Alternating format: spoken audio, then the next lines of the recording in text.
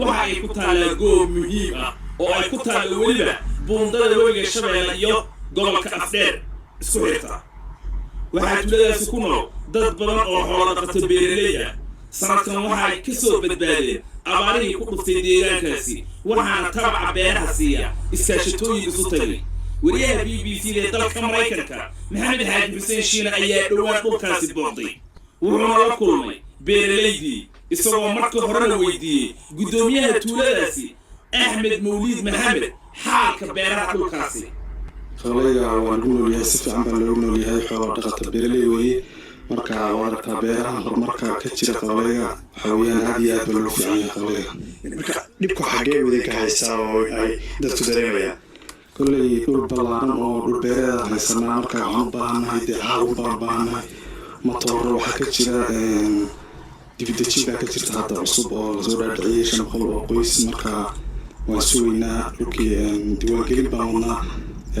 beerta waartaas hadda waxay u baahan tahay midhaha sirka adigu waxaa ka jira dhulka qaybaha badan muuska hadda qaybaha beeraha ee beertaan ee xoolaha uu ku noolyahay maxaa ka mid ah waxaa ka mid ah waxaan beernaa mooskaan beernaa cambihiibaa ku yaala babayigaa ku yaala basashiibaa ku yaala sinsintiibaa ku taala marka horumar baan u jeesanay hadda aad iyo aad baan u fiicnaa qabareegu waa qabareeg weyn oo aad u xamiran baad ka sheekee dadku waxa weyn waxyaabaha kala duwan ee ay qabtaan dadku waxay qabtaan hadda dhul beereedkiiba aad u jeedsadeen oo markaasaa loo jeedsaday marka in badan haddii lagu soo jiray nidaam kale hadda waxaa loo jeedsaday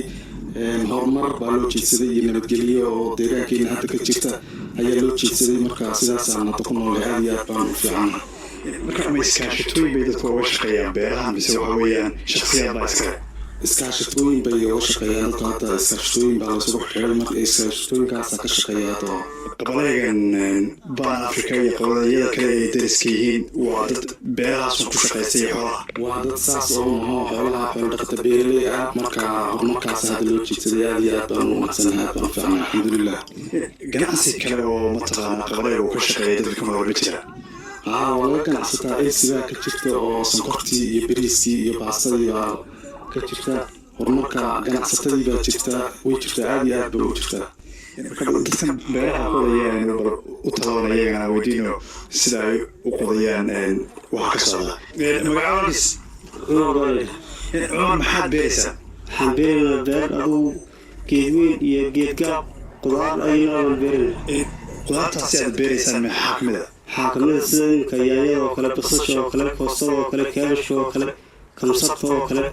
geedweyntii oo kale oo kalena duwan geedgaabta ama geedaha kale ee beertaan ee cambaha iyo liinta ay kamid yihiin geedaha ka waran geedahaasi aad iyo aad bay wanaagsan yihiin waa beeraa sida liinta oo kale iyo saytuunka oo kale liin macaanta iyo qarbooshta cambalafka iyo babayga oo kale iyo ramaanka saytuunka sida mooska oo kale iyo dhammaan weyna wada beerayn abaaro xun baa ka dhacay gobolkan marka ma idin saameeyeen kulley saameyn way leeyihiin laakiin waxa weeye saameynta aad iyo aad bay abaaraha iyo noo soo gaadhay haye magacaabis alhamdulilah haye cabdullahi ka war adiga beertan macnaha aan beero macnaha nooc badan baa leedahay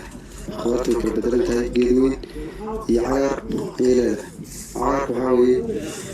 kaabash kamsar baytaraaf barbarooni salad saytuun marka haddaad beeraley tihiin oo beeraha aad beeraysaan oo ku faraxsanayso ma aad iyo aad baan u faraxsanahay macnaha markaan macnaha aanu gaadhnay imikana aan rumaynayna macnaha aanu sii wadno aad iyo aad baan macnaha ayaan u faraxsanahay kuwaasi